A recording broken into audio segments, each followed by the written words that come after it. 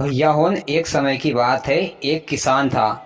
उसने अपने खेत में गन्ने बोए थे और गन्ने बड़े बड़े हो गए थे।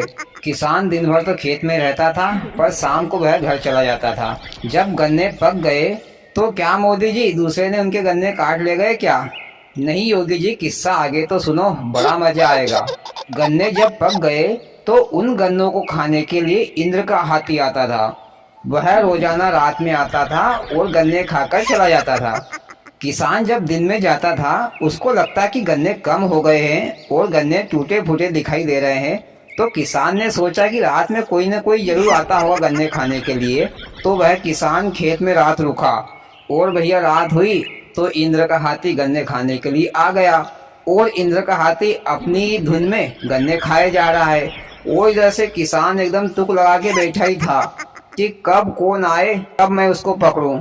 तो भैया हाथी तो गन्ने खा रहा था, इधर से किसान गया। मोदी जी, हाथी ने तो एक ही सुन में वो किसान को चित कर दिया होगा चारों कोने।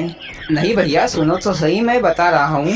किसान ने भैया हाथी से कहा कि तुम कहाँ रहते हो और मेरे खेत के गन्ने खाने के लिए रोजाना आ जाते हो? अगर तुम मेरे गन्ने खा जाओगे तो मैं क्या खाऊंगा और मेरा परिवार क्या खाएगा?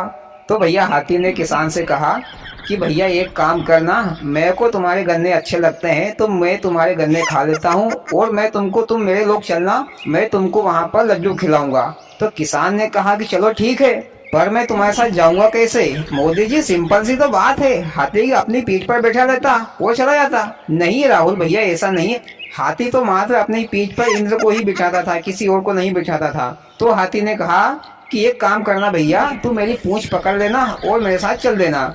तो किसान ने भैया हाथी की पूंछ पकड़ ली और हाथी आकाश में उड़ गया। उड़ते उड़ते वह अपने इंद्रलोक पहुंच गया। और हाथी ने भैया किसान को जहाँ पर लड्डू रखे थे वहां पर लाकर छोड़ दिया।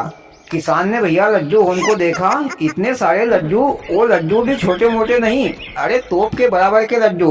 किसान ने सोचा कि एक लड्डू में तो मेरा पूरा परिवार 4 दिन तक खा सकता है। किसान ने ऐसा सोचा और फिर लड्डू खाने झुक गया। अब किसान से कितना लड्डू खवाए, उसने थोड़ा बहुत खाया और उसका पेट भर गया। और किसान ने भैया थोड़ा बहुत अपनी जेब में लड्डू रखे और हाथी की पूंछ पकड़कर दूसरी रात वापस आ गया। और भैया उसने अपने परिवार वालों को वो लड्डू खिलाए और गांव वालों को भी खिलाए। और फिर दूसरी रात का इंतजार करने लगा किसान। किसान ने भैया दूसरी रात फिर अपने घर से झोला उठाया और वह रात में भैया हाथी के साथ फिर इंद्रलोक गया। फिर वहां से भैया झोला भरकर लड्डू घर भी लेकर आया और पेट भरकर खाकर भी आया। और भैया अपने घर वालों को भी खूब लड्डू खिलाए और गांव वालों को भी थोड़ा थोड़ा लड्डू देता था। तो भैया गांव वालों ने उस किसान से पूछा कि भैया तुम ये लड्डू कहाँ से लाते हो, कौन सी दुकान से लाते हो, हमें भी ले चलना, हमको भी लाना है। तो भैया किसान ने गांव वालों को सारी बात बता दी। तो गांव वालों ने उससे कहा, अरे भैया तूने रात में सपना देखा होगा, इंद्र से कोई भला लड्डू भी ला सकता है। योगी जी एक काम करो, आगे की कहानी तुम ही सुना दो, मैं तो घर जा रहा हूँ। नहीं मोदी जी, तुम ही सुनाओ। योगी जी आप बीच में बार बार टोका मत करो, तुम तो हुंकारे दो, सुनाओ मोदी जी। तो भैया गांव वालों ने उससे कहा कि भैया हमको भी ले चलना यार, हमको भी लड्डू खाना है, हम भी ले आएंगे घर झोला भरकर। तो किसान ने कहा कि भैया मेरे को इसमें कोई दिक्कत नहीं, चलना आज रात में मेरे खेत में, अपन सभी लोग चलेंगे लड्डू खाने के लिए और सब अपने अपने घर से झोला ले चलना और भरकर भी ले आना, कोई दिक्कत नहीं मेरे को। तो भैया गांव वाले होने सब अपने अपने घर से झोला उठाया और भैया रात में उस किसान के खेत में चले गए। और भैया रात में हाथी गन्ने खाने आया। हाथी ने पेट भरकर गन्ने खा लिए और भैया हाथी का जाने का टाइम हो गया।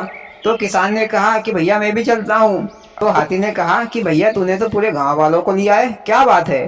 तो किसान ने कहा कि भैया ये लोग भी लड्डू खाने के लिए तुम्हारे लोक पर जाना चाहते हैं। तो हाथी ने कहा कि चलो ठीक है भैया, पकड़ लो मेरी पूंछ। तो भैया किसान ने तो सबसे पहले हाथी की पूंछ पकड़ ली। इसके बाद उसने कहा किसान ने सभी गांव वालों से कि एक काम करो भैया, तुम मेरी टांग पकड़ लो, फिर उसके बाद में तुम दूसरी की टांग पकड़ लेना, फिर तुम दूसरी की टांग पकड़ लेना, ऐसे करते करते भैया लाइन लगा लो। तो भैया सभी गांव वालों ने एक दूसरे के हाथ और पैर पकड़ लिए और लंबी लाइन लगा ली। और भैया हाथी आकाश में उड़ चला। हाथी भैया आकाश में आधी दूर पहुंचा था। नीचे से एक भैया था, उसके दिमाग में आई, उसके मुंह में ज्यादा ही पानी आ रहा था। उसने कहा, अरे भैया सुनो तो सही। ऊपर वाले ने कहा, क्या बात है? अरे भैया लड्डू कितने बड़े बड़े होंगे? तो उसने कहा, अरे मेरे को क्या मालूम, मैं तो पहली बार जा रहा हूँ, ऊपर वाले से पूछो जो गया है। तो एक काम कर भैया, तू ऊपर वाले से पूछ कि कितने बड़े लड्डू मिलते हैं। तो उसने और आगे वाले से पूछा कि भैया लड्डू कितने कितने बड़े मिलते हैं। तो उसने भी यही कहा कि मेरे को क्या मालूम, वो जो गया उसको पता है कितने बड़े लड्डू मिलते हैं।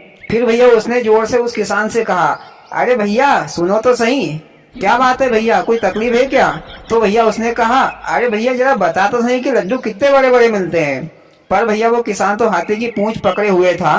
तो भैया वो किसान अचानक भूल गया और भैया वो किसान ने हाथी की पूंछ छोड़ दी और भैया हाथ से बताने लगा कि भैया इतने बड़े बड़े लड्डू मिलते हैं। हाथी की पूंछ जैसे ही छोड़ी तो सब भैया एक के बाद एक टप टप टप टप सब नीचे आ गए। नीचे भैया सब गांव वालों का ढेर लग गया। धीरे धीरे भैया आदमी उठे, सबको जोर से लग गई, किसी का हाथ टूट गया, किसी का पाँव टूट गया, किसी को माथे में लग गई, किसी को कहीं लग गई। सब धीरे धीरे वहां से उठने लगे। और भैया एक ने बोला, अरे तेरे को क्या जरूरत थी कि कितने बड़े बड़े लड्डू मिलते हैं, मुंह से ही बोल देता, हाथ छोड़ने की क्या जरूरत थी? अरे तो भैया पूछा था किसने, उससे बोलो। अरे पूछा था किसने, लड्डू के चक्कर में तो अपने हाथ पे तोड़वा लिए भैया, ऐसे लड्डू से तो वैसे ही अच्छे। भैया सब गांव वाले लंगड़े लूले हाथ पे टूटे हुए करांचते अपने घर चले गए। और भैया सोचा कि अब कभी भी लड्डू खाने नहीं जाएंगे। और वो किसान ने भी कहा कि भैया अब लड्डू नहीं खाऊंगा, ऐसे लड्डू से तो वैसे ही अच्छा। और भैया किस्सा खत्म। वाह मोदी जी, मजा आ गया तुम्हारा किस्सा सुनकर। गांव वाले बड़े लालची हो गए थे लड्डू खाने के लिए।